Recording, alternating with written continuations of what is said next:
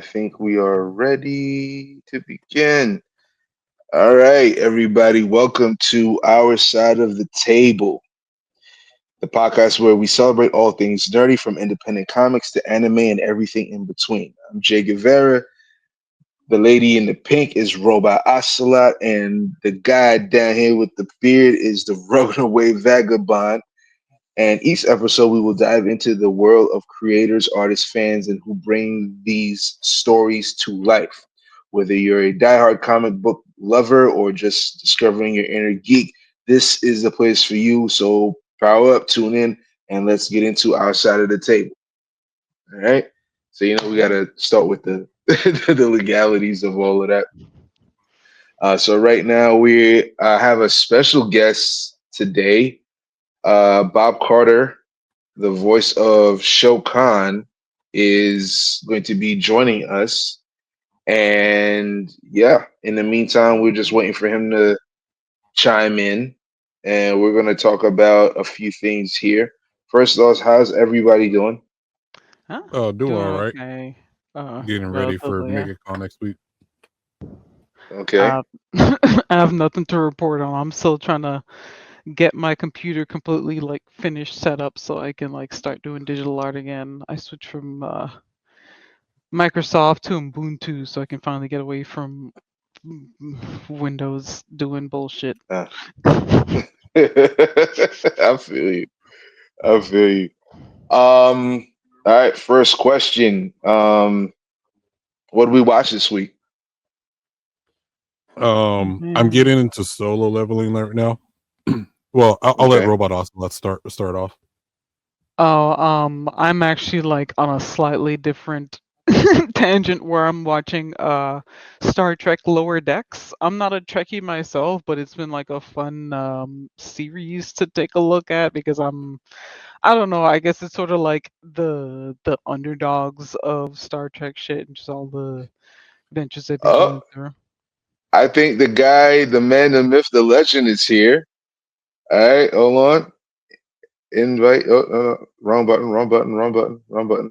There he is. I am going to click him in at the stage.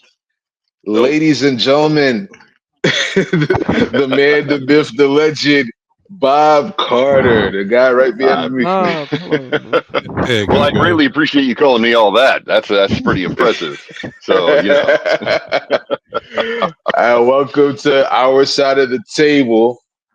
And we just, we sitting here chopping up a couple of we co-hosting cohorts here, chopping it up together. yeah. The first question was, what did we watch this week?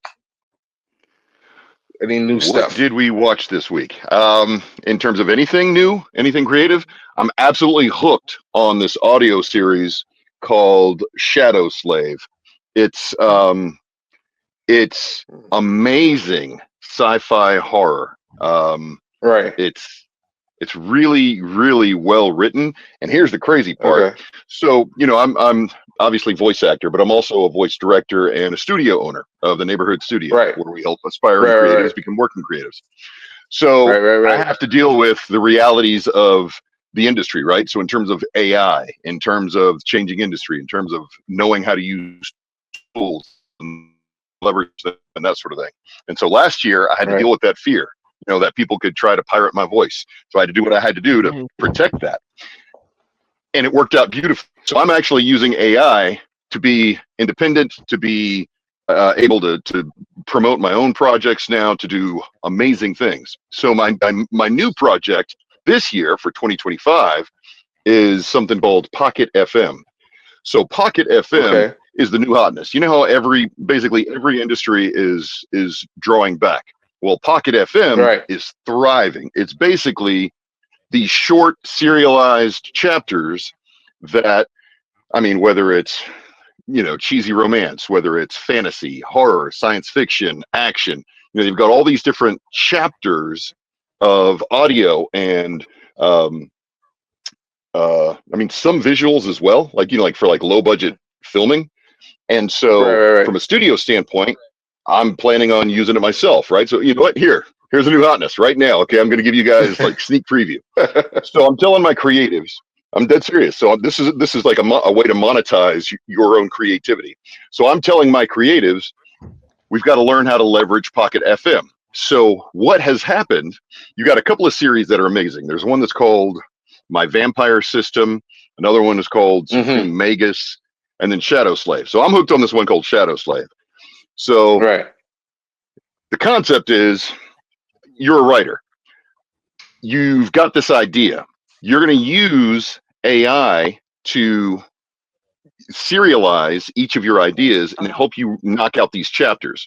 So after 10 chapters, you load it up on Pocket FM. I think they say they're going to pay you $150 per chapter, and then you get like 20 cents of every dollar on the download, right? So that's basically where it comes from. It's your boy. See what I'm saying? But you got to get like 10 chapters up and running. So from a writer standpoint, these people are using AI, and they're knocking out 6 chapters a day. Now that's 15,000 words per chapter. So, if you're knocking out 6 of those, that's a lot, right? But again, and then of course you end it on a cliffhanger. Well, then as a voice actor, and I've got voices on 11 Labs, I want to use my voice to voice my creative chapters. So I'm going to get paid as a voice actor, and I'm going to get paid as a writer. So those are the 2 different ways that I'm planning on getting paid on Pocket FM. But I have to know how to write. I have to know what the styles are, that sort of thing. I got hooked on this show. Man, I got so hooked. It's bad. Now, here's the problem, though. So Pocket FM, like I said, it's serialized. And then, like one thing, they give you like the first 80 chapters free. And then you're deep. You're hooked in it. I mean, this stuff hits as hard as like comic books did when we were kids. It hits like soap operas for girls.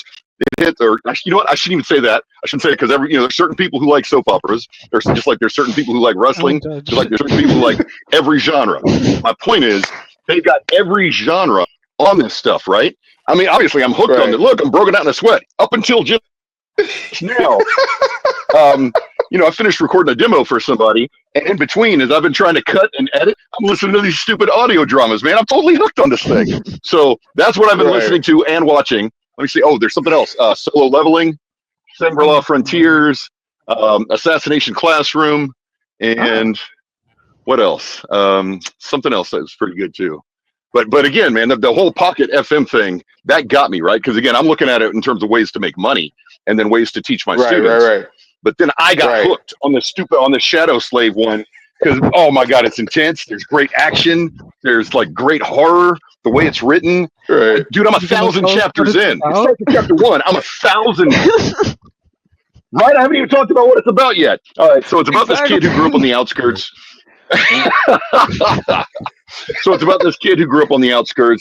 And they live. So imagine the Earth 200 years from now. But there's this spell that hits. It's called the nightmare spell. And so what happens is, after people reach teenage years, right, like in between 14 and 17, they might get, it's like a disease, right, where you might get caught by this nightmare spell, where you have your first nightmare, and then you have to overcome that nightmare. Basically, it's a blend of isekai into a nightmare world, right? So you get transported into this other realm, and it's horrific, and you got to do what it takes to survive in that other realm. And so some people make it, some people don't. So then you've got people who might lose their lives in the other world, or their body in this world might, just dry. I mean, like just wither away and die because they're in the other world so long.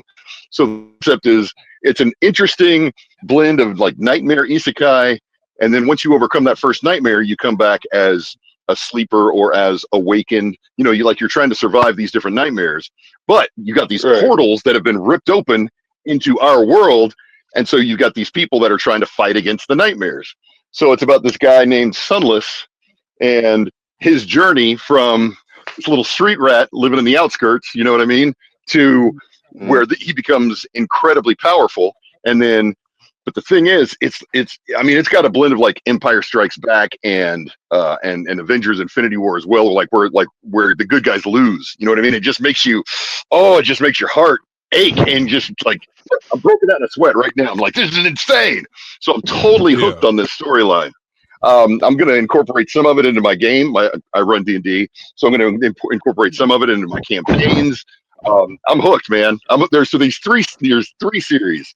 My vampire series, Shadow Slave, and Supreme Magus, and they're absolutely fascinating. And each one of them is interesting because, like, the vampire series is actually like fantasy sci-fi.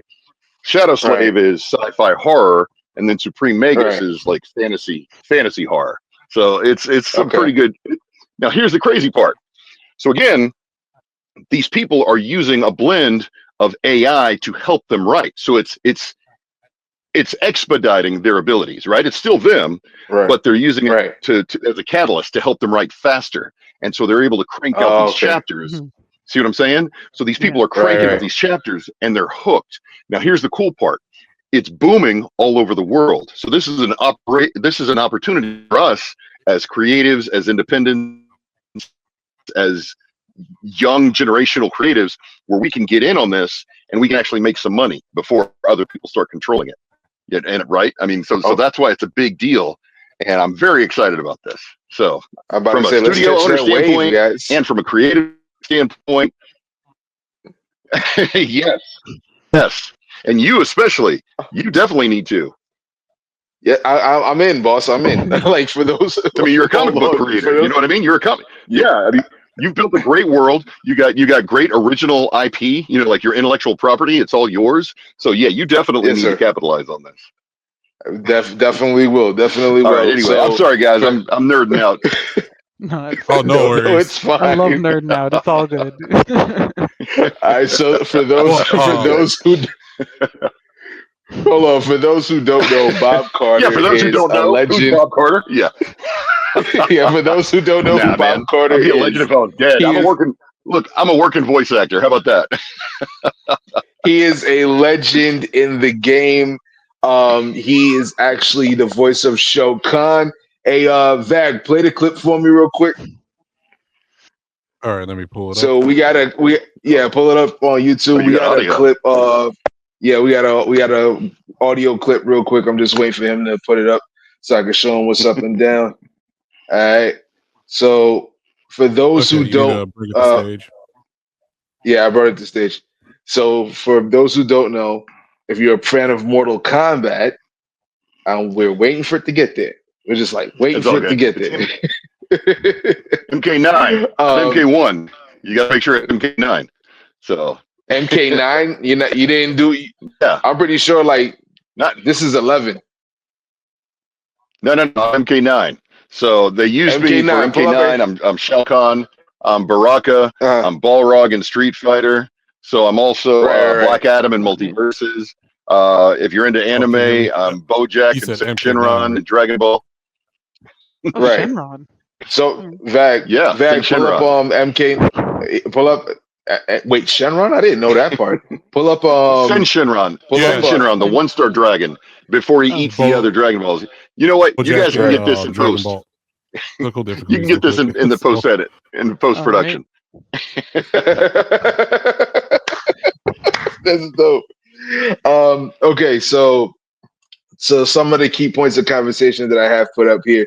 So did you guys know that they casted Simu Liu, the guy who was Shang-Chi in the Marvel movie Shang-Chi? Yeah, Shang-Chi. Yeah, love him.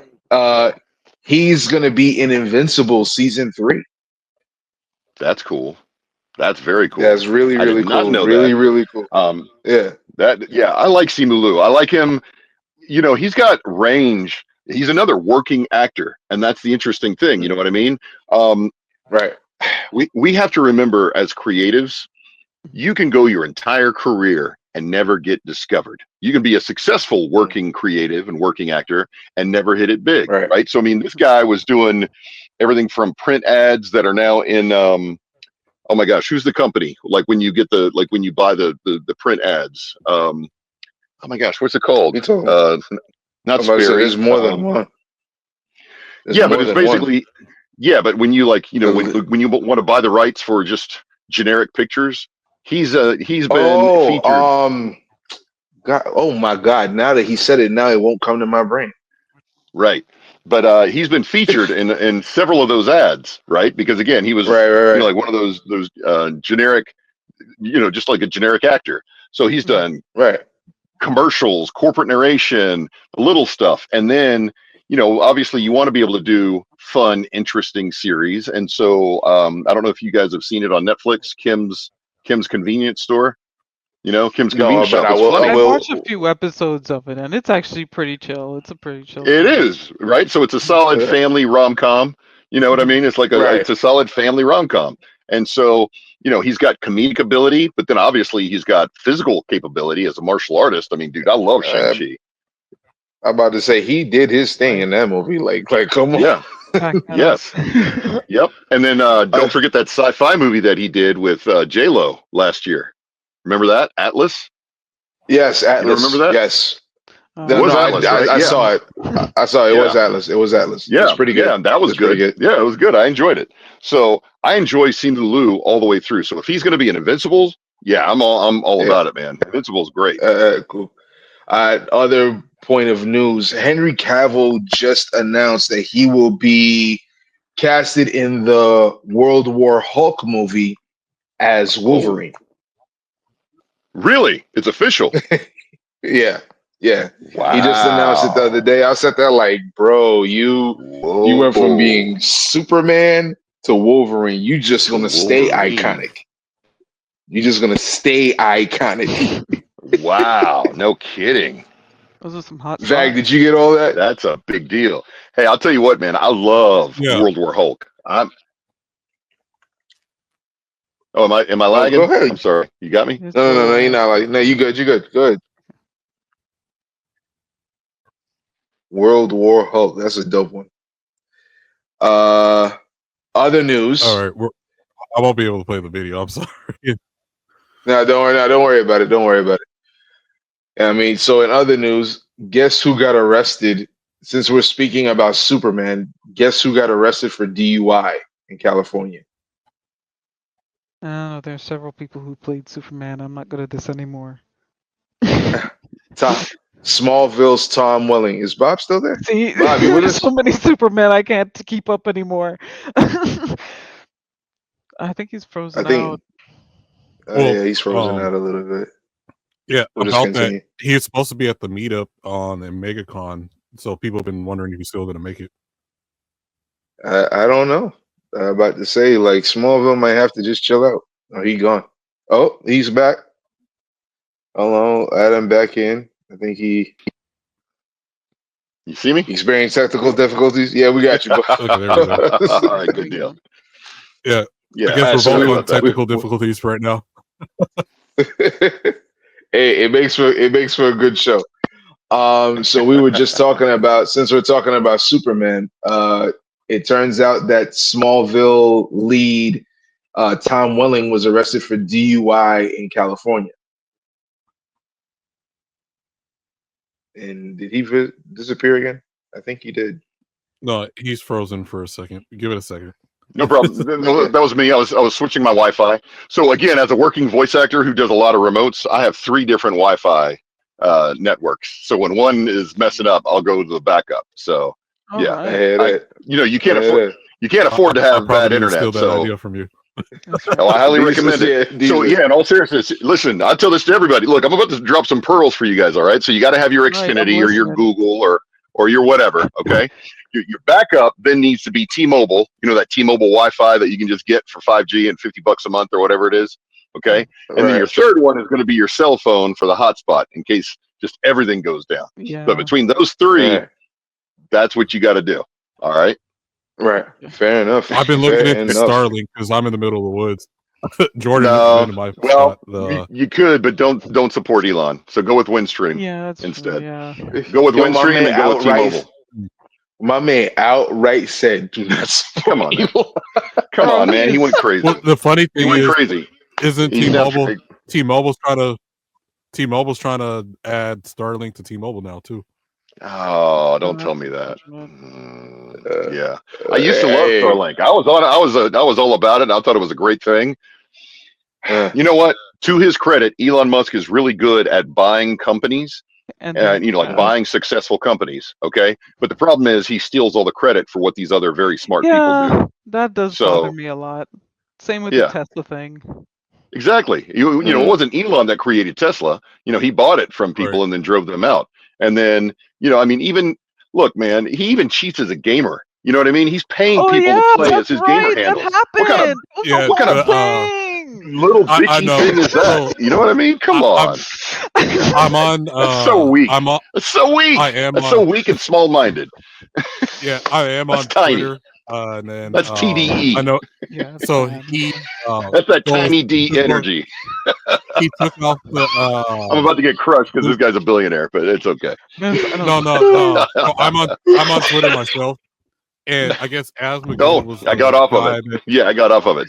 Couldn't stand it. Yeah, Asmongold was the guy that exposed him, and I guess out of pittiness, Elon removed his blue check mark, Oh and no, I guess. so Mm-hmm. but Yep. Twitter's a real crazy place right now. But Oh man, yeah, dude, it's totally toxic. And don't forget, look, the entire reason he bought it was because that kid was tracking his movements on his plane and was blowing up his, you know, he was blowing up his game. You know what I mean? Because like, He was so mad about that. That's such a of course weird he's thing to mad. be mad He about. couldn't. It kept getting him in troubles with his girlfriends. So, Oh my god, I would be mad too. well, and then then he even tried to don't pay the forget kid that off, and then the kid was like, "No thanks." So then he bought the whole server that the kid uses, and then shut him down. It was crazy. It was crazy. yeah, What kind of petty stuff is that? what Some remember the elevator Bob. with him and Amber Heard for Johnny Depp trial? Oh, no kidding. Oh Yeah, my god. yeah, I'm just yeah. glad she's gone. I'm just glad she's gone. I hope I never see her again. Right? Yeah, Uh, exactly. Like, Her but 15 minutes are up, yeah. I'm also or she'll watching be doing Solo commercials Leveling. for Depends. Oh Uh, wow, yo, Sorry. see, I'm sorry. no, guy, oh no worries. Robot Veg. This is why I love this guy because he don't give no fucks. He Yeah. don't give no fucks. Am I Love him, love him to death. Hold on, Bob. Before Yeah. we still got the talking points. Oh So yeah. Let's hit it. so like I said 2 times before we had technical difficulties. So we were talking about Superman, Smallville Superman lead Tom Welling got arrested for DUI in California. Oh, that's unfortunate. Yeah, he's But supposed you to know, I get. mean, he's doing well. I mean, you know, he's all right. You know, he's aging. eh, It's unfortunate that Age. he did a DUI. You know what I mean? He did a DUI. Yeah, That's not cool. But then yeah. again, I don't know. I mean, you know, maybe his home or his family's home, you know, he was involved with some of those fires. And so, Oh, you know, that's true. I don't That's know. true too. That is There's a something lot that I going on didn't. over there. Yeah. Look, man, Yeah. everybody self-medicates in different ways, you know? And Right. that's the thing is Right. we don't see all the, you know, you don't see all the ups and downs and disappointments and heartaches and heartbreaks and things like that. You know, that happens to people. So look, That's true. I'm non-functional in January. I'm really, really hurting in January. So thankfully I've got game therapy and fur therapy and, you know, I just, all I can say is people try to make themselves feel better in different ways. I hate that it was a DUI because he really could have hurt other people. You know what I Yeah, that mean? He does could have suck. wrecked somebody and ended that person's life. So from that perspective, that's a Yeah, shame. that was my But biggest concern. That's always been the concern. But proceed. totally, especially when you know stuff like that happens. You know, I mean that Yeah, happened with I think Caitlyn he was Jenner. supposed to So, be at MegaCon next week oh too or really? something. Yeah, Oh we'll well. see. I mean, well, he can Mhm. fly. He doesn't have to drive. Yeah. Well, Hey, because I know he'll have some I'm going drivers. to a meetup. I'm going to a meetup next week in MegaCon. So Nice. um, Okay. Tell everybody and I said then hi. definitely. So Actually, you know I what? know a Shout out bunch of to people are Ed at planning Max to. Level Play. I tell you what, shout out to Ed from Max Level ooh, Play. He took me to, he sponsored me at MegaCon last year. And Oh, actually, nice. you know what? Shout out and partial blame for Ed at Max Level Play because he was also the one that kind of talked me into doing Shao Kahn. And I held my own con last year. So, no, in all seriousness, I Oh, love Ed. nice. He's a great A guy. con Really, really con. good guy. Shao no, Kahn. no, So that's that was what a, no, that's what it's no, I had called. it. Like, Con hold con. on, Yeah, Shao Kahn. it So it's it where was called Shao Kahn. Yeah, Shao Oh, Kahn, yeah, okay. Yeah. SHAOCON.org. So That's that's my great. yeah. convention. Thank you. So yeah, Ed handled the merchandising for Shao Kahn, and he talked me into hosting a convention, and it was good because I mean, as far as that goes, I like helping people, and I like bringing together different creatives and having real talk about the creative industry in terms of the changes in the creative industry. So if you go on YouTube right now, you can check out some phenomenal videos. Thankfully, the Georgia game developers filmed it for me, and so they were one of the sponsors of Shao Kahn. And so we have some incredible, I mean, absolutely amazing panels of different groups of people, of creatives that I brought together, right? So things like bringing together people who build worlds. So Drew Pearson of XR Dojo, he is like an augmented reality, virtual reality developer, and I brought him together with Stephen K. Greer, who's the set designer for Marvel movies, right? Or Mark, right? Or like storytelling. So I brought Mark Simon, who is like the godfather of storyboarding. He's the guy that designed all the storyboards for The Walking Dead. So think about every horrific, terrifying, scary, nightmarish image that you had in The Walking Dead. That came from his imagination. And then I put him on a panel. No, he's amazing. So I put him on a panel with Paul Jenkins, right? I mean, Paul Jenkins edited Wolverine, edited Teenage Mutant Ninja Turtles, has done so much, right? So in terms of mega studios. So again, imagine a panel with these two geniuses, right? Georges Janty, I had him on a panel with different, dude, I'm telling you, Shao Kahn was legit. It was amazing. Right. So when you go to MegaCon, when you go to MegaCon next week, you look for Ed on the dealer's floor, max level play. I love their mouse pads. I love their t-shirts. Get the cool shiny foil t-shirts. It's like unique and stylish. And you let them know. You tell them Bob Carter sent you and said, "What's up?" Give them a call. Yeah. Hey, don't. I definitely do that. I've been going. I've been going to cons pretty much everywhere around the country. So I'll be okay.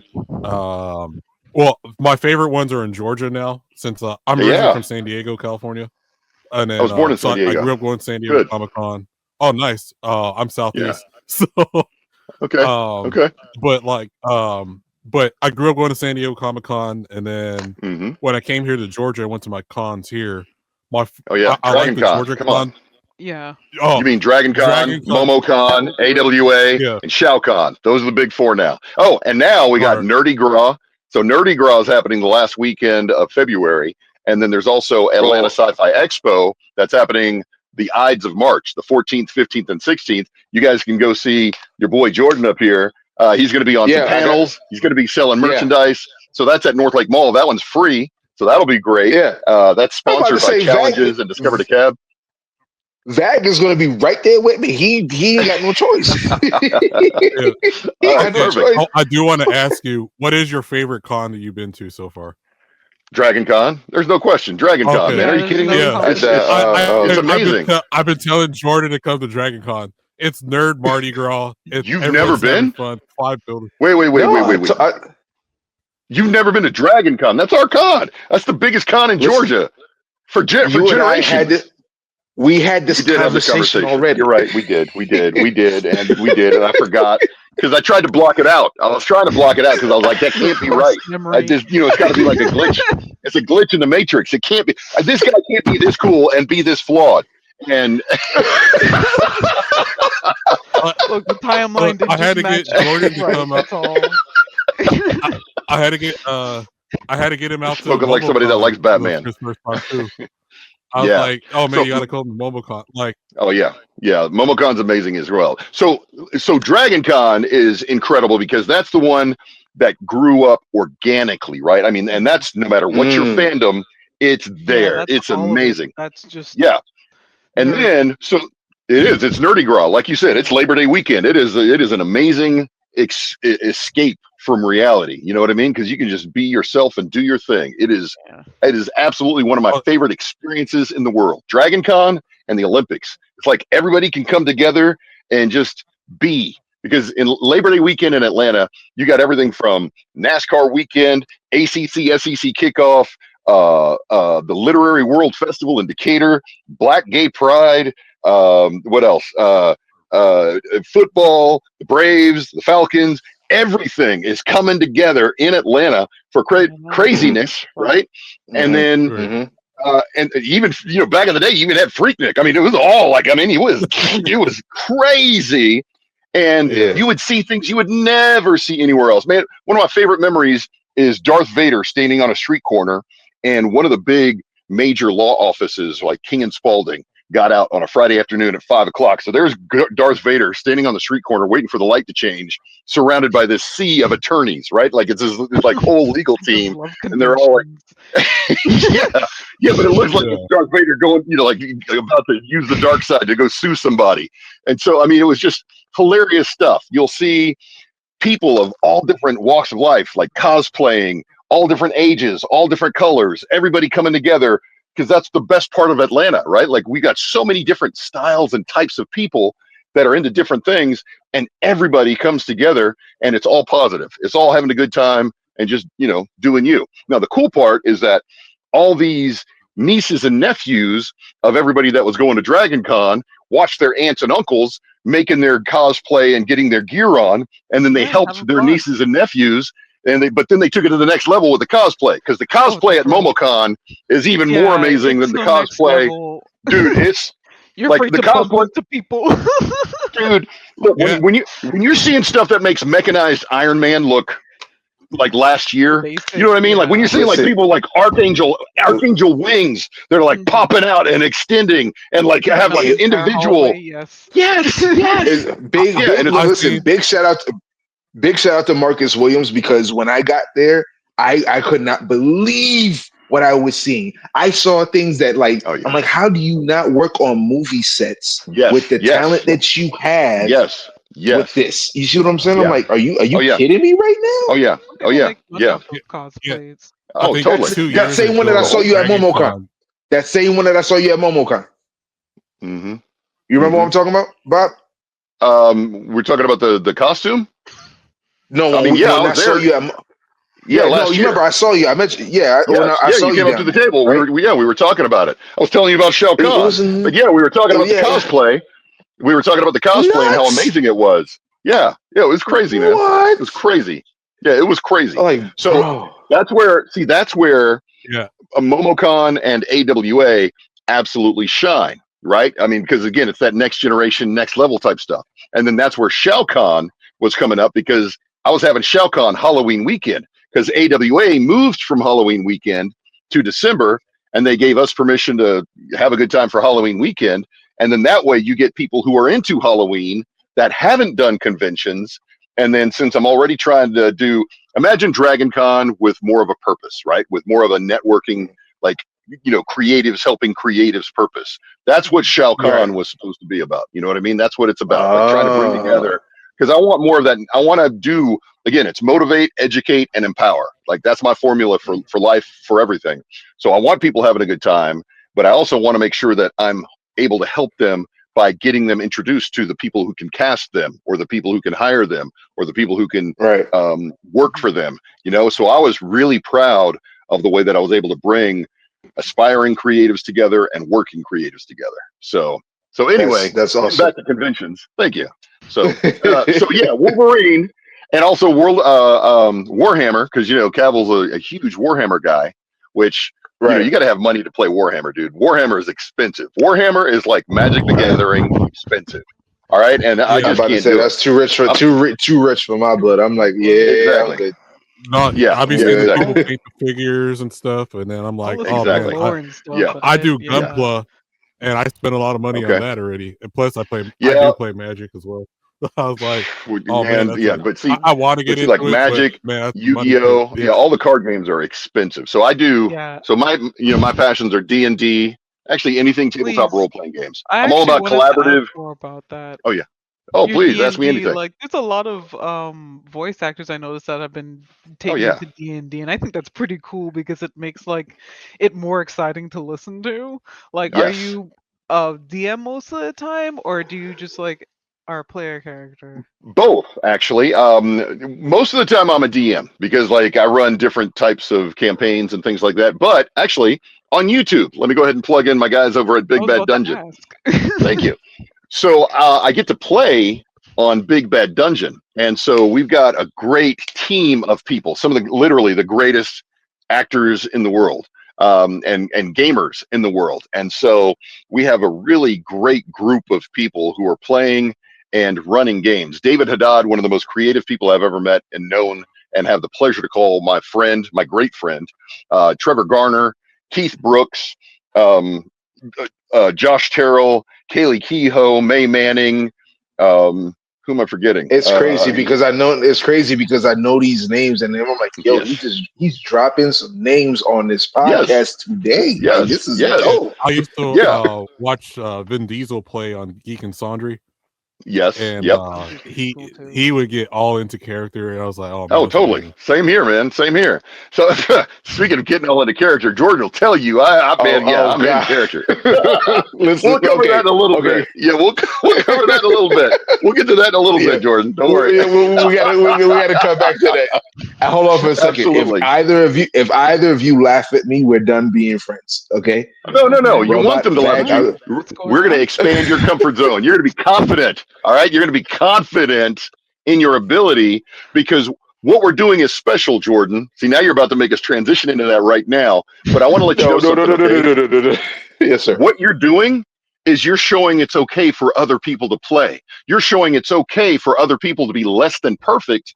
And as long as they're having fun, as long as they're enjoying themselves, it's okay to play. See, that's one of the biggest things that we deal with in life, especially as we get older. We get afraid of being judged by people. We get afraid of looking foolish. We get afraid of making mistakes. And so we're so afraid of making mistakes that we get paralyzed, that we get fearful. So Jordan's been doing something with me and my partner, Tammy Thomas of Edawimasi, that has been amazing. And that's one of the things that we teach at the neighborhood. Okay. So look, I'm all about a safe, fun, and creative space to play, to create, to pursue your creative bliss, whatever that might be. So if your bliss is in screenplay writing, I'm all about helping you. If your bliss is in acting, I'm all about helping you. If your bliss is in anime and video games, I'm all about helping you. If it's stunt choreography, I'm all about helping you. If it's theater, right? If it's community theater or reading, I'm all about helping. I'm motivate, educate, empower. That's my formula for life and for people, everybody that knows me. Now, I have a nonprofit where I'm all about helping people to enjoy reading, right? So I've got something called Reading Up, and it's all about teaching people to, number one, enjoy the sounds of their own voices, and number two, helping them realize their voice is special. Your voice is like a fingerprint. You know what I mean? Nobody else has the exact same fingerprints. And all too often, as we get out of practice of using our voice, we then lose our voice. And so what I do is I help people to rediscover their voice. Now with kids, with little kids, it might be pop-up books. If they get older, it's choose your own adventure books. And then when they get grown, then it's whatever fun books that we want to read that can be enjoyable and interesting and different. So Tammy Thomas has discovered this. She had created this program called the Literal Rascals, right? The Literal Rascals. It's a book club, but it's not like a stuffy book club with like goofy, sophisticated, serious books. It's like young adult books, whether it's Get to Work Hercules or in this case, the Comedy of Errors from Shakespeare, but like, like the Cliff Notes version of it, more simplified so people can appreciate it and relate to it.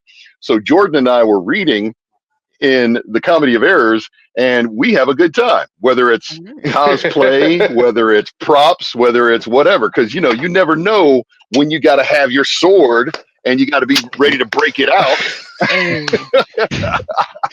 Hey, let's have a good time. Listen. I'm sitting there. I swear to God, like the fan. Robot, I like that. Vag, robot. Listen. I'm sitting there and we're reading and we're going along. All of a sudden, this motherfucker pulls out the sword. And I'm like, wait, what's this? I thought we were just reading. What is happening right now? Oh, yeah. Right? It's immersive. It's immersive. It's an experience. And then he's going with it. Good. That sounds excellent. It is. It's actually really dope. It is. And that's the thing is like, we need to remember, reading stories, setting our imaginations on fire. It's fun. gaming is important because it's fun, right? And then you got game therapy. So like, again, man, the reason why D&D and people streaming D&D is so enjoyable right now is because we get to see people performing and staying in character and creating new worlds and telling these amazing stories and having adventures. And we all want to have adventures and also have agency, right? Where we can make a difference and have these adventures. And then, you know, you don't even have to be a gamer to get together a fun book club and then enjoy, you know, everybody reading a page, you know, like take turns reading that page in that book. And then as long as everybody's having fun with it, you know, you put sound effects to it, you do all that fun stuff. It's great. So that's what Literal Rascals is about. That's what Big Bad Dungeon is about. And then like with Big Bad Dungeon, I mean, it gets intense, it gets emotional because I mean, that's like, you know, you're really gaming. And so we've got different seasons. So we've got different seasons of Big Bad Dungeon. I like the cat, by the way. It's a cute cat. I'm about to say, both of y'all got cats. I just hold on for a second, but like both of y'all got cats. I'm sitting there like, what is going on here? Like, they want to be on camera? Oh, yes, I'm jealous. I ain't got no cat. Never want to leave me alone. You got cats, dogs? I got what like about you, 20 Jordan? cats, pretty much. Oh, you're a crazy cat boy. Crazy cat lad. I got five dogs and like 20 cats. Oh man, I don't have pets. I got kids. That's a bit much. In the house or in the yard. I got both. Yeah, well, but I try to keep my kids in the yard too. Oh, okay, yeah. No, I got 3 cats and a dog. Yeah, 4 German Shepherds, 1 Pit Bull. Oh wow. And then a bunch of cats that started off with 4 cats, and then now I got more than one. I see. Okay. I swear, when every time I go to his crib, it's like a New York City police kennel. I'm like, what the hell am I? Listen, like, no, he's like Vag is he's a genius dude. Like he live like he live in a hut sometimes, but he's actually NASA genius level dude. And I love him to death. Robot is probably one of the best artists you'll ever see. By like, wow, that's a little intense, but no, that's not intense. No, praise. you would say intense, but you know I wouldn't say it if I didn't believe it. Yeah, how long you know? You're very earnest. That's very you cool. know what I'm saying? Yeah, so that's very cool. Like when I was living, we're all from the Virgin Islands in some way, shape, or form. Like I was born in St. Thomas. Robot was born in St. Thomas. Whether he wants to admit it or not, he's from Tortola, British Virgin Islands. That one vagabond. Yeah. Okay. So my mom's born in St. Thomas, but most of my family are on the British side. So I went to school in Tortola as well too. Oh, yeah. Well, okay then. Beautiful. These are all islands that are clustered together. Yeah. Yeah. Okay. Well, I was born in California, but I grew up here in Atlanta. And then when I moved to Dallas for about 10 years, that's when I ended up getting into anime. And then that led to video games. So, yep. Actually, shout out to Mike McFarland, who invited me. So I've always been into improv comedy and, making people laugh. And so Mike McFarland, Chris Rager, Josh Martin, a couple other people used to be on with Section 8. So I was with Ad Libs, but they were with Section 8. And they were absolutely funny. And they invited me. Well, Mike invited me to do a couple of Wallace sessions one time. And then I started auditioning for all these different roles. And that's how I ended up getting into anime. And so I would constantly, I would be invited to audition. And I always wanted to be a hero. I wanted to be Optimus Prime. But I would never book a hero's role. That would be hard. I know, right? That would be awesome. That would be. I still would roll out. I would like to hear your attempt anyway. That would still be pretty rad. Sure. But in this case, can you do an impression of that? Autobots transform and roll out. But it's not as good as John Bailey's, which is, again, it's all crazy. But I mean, I got a good voice for it. Yeah. But yeah. Yeah. So my voice is more my voice now. But yeah, I could definitely do the Autobots transform and roll out. So again, John Bailey, kudos to him because he built his life around doing it and he has taken off. Yeah, that's a different thing. Exactly. So John Bailey he's like that next generation. Now, of course, he got what should have been his was taken by Chris Pratt, but I guess we understand why. But for those who don't know, John Bailey is the voice of Jeff, the land shark. He's the voice of Soundwave in the new Transformers 1 movie. And speaking of, can we talk about how amazing Transformers 1 is? Can we talk about how great that movie was? And if you have not seen it, please go see that movie and support it. That movie blew me away. Dude, I feel like being a Decepticon now. Oh my gosh. No, can we talk about how incredible? I'm about to say, well, if we talking about robots, I'm gonna be a Decepticon. I rock with Optimus Prime, but I rock with Optimus Prime. Yes, absolutely. But in all seriousness, the way that Transformers 1 wrote that movie, oh my gosh! I mean, and I felt it. I felt it when Megatron. I mean, just everything that happened in that movie. I felt that with Megatron. You know, they had to make him be a bad guy, but now, you know, we realize, you know, history is written by the winners, right? Well, history is also, you know, there's some stuff that happened in Transformers 1. Let's just say it resonates with a lot of people, and all I'm saying is fits you right here. Oh my god! Well, first of all, Michael Bay ruined the franchise for the longest time, right? He made me so mad. It made me want the Decepticons to win. And they started bringing it back with Bumblebee, and then they messed up again with Beast Wars, but it was okay. But the new Transformers 1, Transformers 1 is just incredible. When they added Beast Machines. I personally haven't watched it yet because the Michael Bay kind of scared me away. So, well, and trust me, I tell you what, do yourself a favor, rent Transformers 1 this weekend. You will be shocked. Man, that movie hits as hard as a Pixar movie, like in terms of like the emotional feels, right? I'm like, what's happening to me? I feel, you know, like you know how Pixar hits you in the gut? You know what I mean? Like Pixar hits in the gut, right? It's like, emotional. It grab your heart, like you feel this, don't you? You feel this, don't you? Yes, that's Transformers 1. It hits like a Pixar movie, and it's incredible. Like the action is amazing, and then at the very end, I mean, it's like, you know, I don't need to hear the you know, like the Chris Pratt "let's be superior" speech anymore. No, it's like, F that. This guy betrayed us. Let's do this. And that's where like I said, in this case, the time for turning the other cheek and turning the other cheek and turning the other cheek and turning the other cheek, that's worn thin, you know? Like how many cheeks you got, son? Exactly. Yeah, exactly. Just the four. So like I said, so tell you what, so Vagabond, do yourself a favor, check out Transformers 1. You'll be amazed. All right. Okay. And then, I will. Because I've been mostly on the anime kick, and that leads me to my next question. Well, I got two questions pretty much. Sure. All right, go ahead. First question. What was your first starter anime that, like, man, I have to find more of this? And then what is your favorite role that you ever voice acted in? Okay.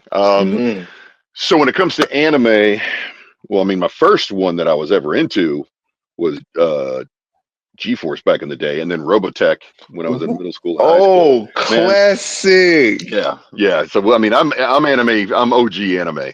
So but yeah, like Robotech, Voltron, all the variations, all 3 years of Robotech. Escaflowne was really good. Bubblegum Crisis. I used to love a lot of stuff from ADV, right? So Bubblegum. Thank you. Oh man, yeah. Escaflowne, amazing. Bubblegum Crisis, amazing. Claymore, amazing. Obviously, Yu Yu Hakusho, amazing. I mean, that was one of my first roles. I was Rugby. Let's see. Really? I did not know that. Yeah, my first titled role was Gensai of the Colony in Lupin the Third. And then honestly, my favorite roles, I've got several favorite roles. Samurai 7, I was Gorbei Katayama. Samurai 7's amazing. That's one of my favorite classics. Oh yeah. And then that's so good. And then Licorice Recoil, another one of my favorites. If you haven't seen Licorice Recoil, check that out on Crunchyroll. It's amazing. And I play a character named Mika, and there's a couple of plot twists that I did not know. Like, you know, a lot of times when you start recording stuff, you don't know until you're in the episode. But I mean, that action was great. So first of all, imagine like a modern gunslinger girl. Like, it's about teenage girl assassins, right? And so my character plays their handler. But it's HD anime, so it's like 30 frames a second, and then incredible action. And because I do a lot of different voices, I'm a lot of the guys that get shot and blown up and beaten up and all that other stuff. So the gun fu is insane. I mean, it's like straight up Equilibrium style gun fu. And then, like I said, the plot twists are incredible and it's intense. So it's hilariously written, and then it gets serious, and then the action gets crazy. So I definitely enjoyed being a part of Licorice Recoil. I'm somewhat blessed in that a lot of my projects that I've been a part of have been more of the cult classics. It's not the stuff that's always, I mean, yes, I got Dragon Ball, thankfully, right? But I'm also in a lot of different series that are like 1 or 2 seasons that are more mature. They make you think. And so people, more adults will watch it. It's stuff that gets discovered and stuff that stays in your mind, right? So like Soul Eater or Licorice Recoil or Odd Taxi or Odd Taxi. That's a good one. You guys remember that? Thank you. Thank you. Let's see what else. I mean, honestly, I've been very blessed to have been in quite a few different styles of anime and video games, you know? And so that's where I feel very special. I mean, even in terms of video games, like the storylines for them, Saga of Sin was incredible. And that's like a 2D scroller. It's an independent studio, but the cathedral art is just, it's so beautiful. It's a beautiful video game. Go ahead. So quick question. So are you booking these by yourself, or you have an agency, or are you going through Actors Access? I teach people how to use Actors Access, but I don't use Actors Access. I should. To do more work, I need to. No, I've been fortunate that so I teach people you want to be a studio actor, okay? Because most of the jobs most studios have a group of people that they like to work with. And so your goal as an actor is to be a working actor in these different studios. So thankfully, I've been a working actor with Funimation. I've been a working actor with Bang Zoom. I've been a working actor with Wabi Sabi. I've been a working actor with several different studios. And so what happens is, so even with the neighborhood studio, when I come across opportunities and I send them out to my roster, I have a roster of talent that I've worked with, that I've trained over the years, that I've produced their demos for, a core group of people that I know the quality that they'll bring. I don't send my auditions out to just everybody on Actors Access, which is a cattle call. I send my auditions out to the people that I want to work with, the people I enjoy working with, either before or after lunch. So that happens a lot with different studios, and it happens a lot with different productions. And so, when you're a working studio actor, that's how I was able to be on Resident Evil, like Resident Evil Death Island, right? So, so like what happens is you want to be a working actor for these different studios. Now, most of the time that does require a good home setup, flexibility, great internet, which is why I have 3. That's why I got 3 versions of it. I was just gonna say, you got 3 of those bad boys. Man, you do not want your session to crash, because again, it's like if you mess that up, you might get one freebie of, okay, we had a bad session. But most of the time, they're under a crunch deadline, and especially Funimation, where it's turnkey. You got simuldub. So first of all, you got your dub versus sub elite snobs. But then Funimation is so turnkey, it's simuldub, right? So from the time I record something on a Monday or Tuesday, I can't have any mistakes, because that's got to be out the following Friday. Boom, this stuff is simuldub, and it's tight. So you can't have any mistakes like that. So you've got to show that you are a great, talented, competent, easy to work with actor. That's not just for voice talents. There's a difference between being a voice talent and being a voice actor. And so you got to show that you possess these qualities. Yes, exactly. So it's easier to do video games remotely, because you can do video games all over the world, because it's not necessarily matching flaps. But with anime, you got to match flaps, right? And if it's 30 frames a second, that's a tight window. Exactly. And typically, because you're not going to get that script right away, you got to get it right in 2 takes. You know what I mean? Like, so they'll show you the original Japanese, and then they're like, go, and you got to hit that line. So that means you've got to hit it with the right emotionality. You got to hit it with the right intensity, and making sure that you're evoking the appropriate level, and that you're matching that flap so that it looks and sounds realistic and believable. Cool. That sounds like a All right, lot of coordinating with the director beforehand. Well, yeah, but that doesn't happen because everybody's under a tight schedule. So the director's usually working on 2 different productions, so they're responsible for getting out an episode a week, right? So if you got to get out 2 episodes a week, right? So each director is working on 2 different productions, so they're trying to get each episode out per week. So you got a team of a director, an editor, and then the different voice actors that they bring in. So that's why I say, I mean, it's got to be turnkey because they don't have a lot of time to deal with new actors, right? So that's why they want local actors. They want actors who know what they're doing, who are professional, who are competent. So that's why I say anime. So anime and live announcing are the 2 most challenging aspects of voiceover that there are. Live announcing because it's live, and because you're combining every aspect of commercials in terms of knowing your sponsors, politicals in terms of like cutthroat competition, not making mistakes because it's a live theatrical performance, and it's a broadcast or a podcast or a stream. So you've got like different directors and set directors and production directors and different production elements going on. You got to do all that while you're maintaining a smile on your face and making it look like this is the best time ever. You know what I mean? So, and then remember, nobody remembers who won as far as Miss Universe goes, but we remember when Steve Harvey messed up and said Miss Columbia. Oh, I'm sorry, Miss, or whoever it was. So, that's nuts. What time is it?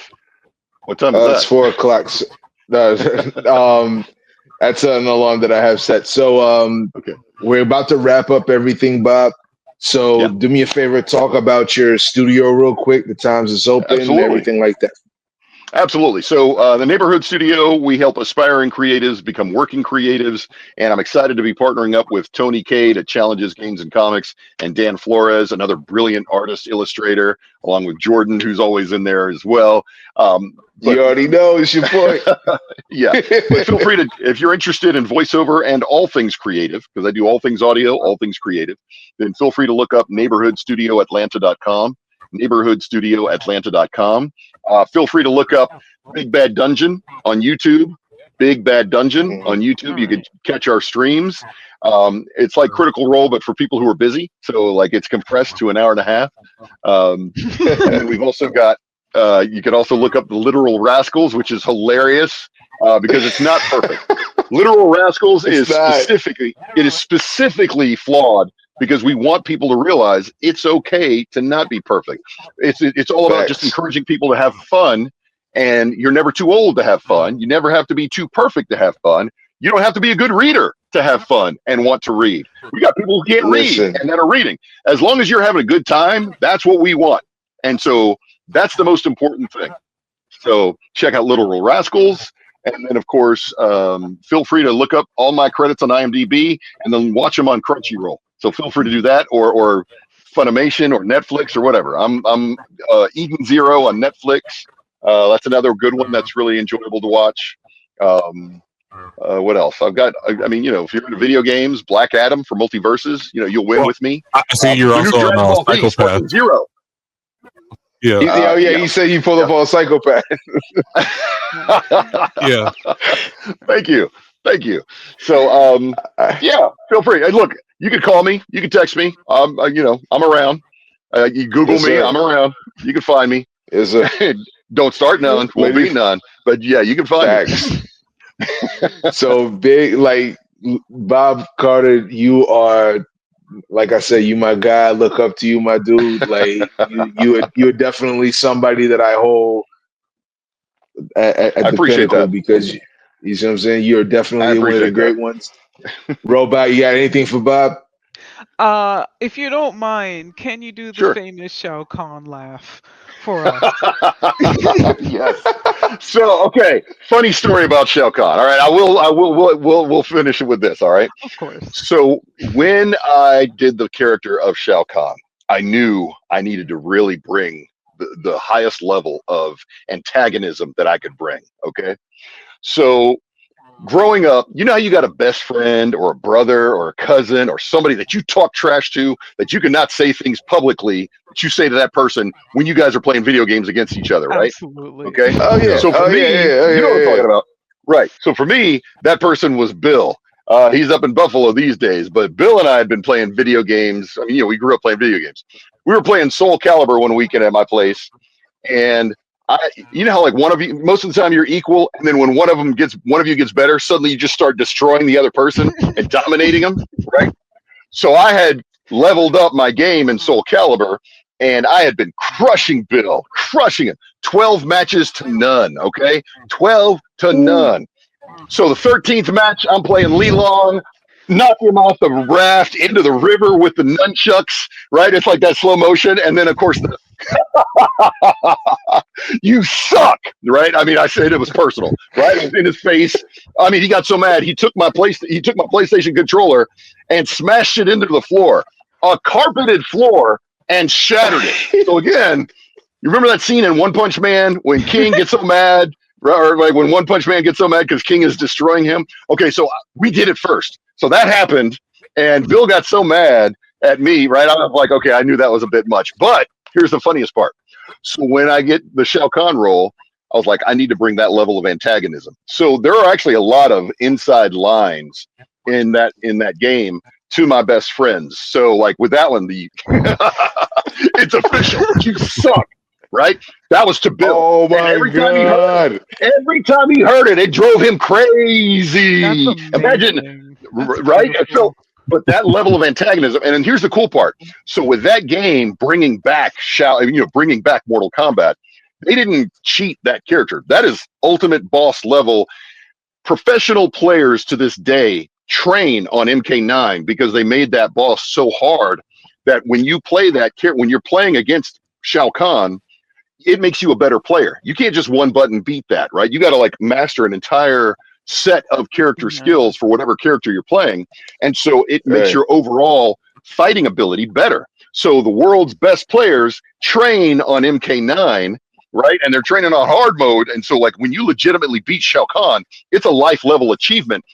So like not everybody gets it, but for those who know, they know, and they'll never forget the sound of my voice, right? Which also hits. Because it hits like it hit Bill, and now to this day he's like, okay, that is kind of funny, but it pissed him off so bad. Oh my God, it made him so upset. You call it what did you call it? You call it next level antagonism. I call that next level. That's next level petty, because now everybody's gonna play that game.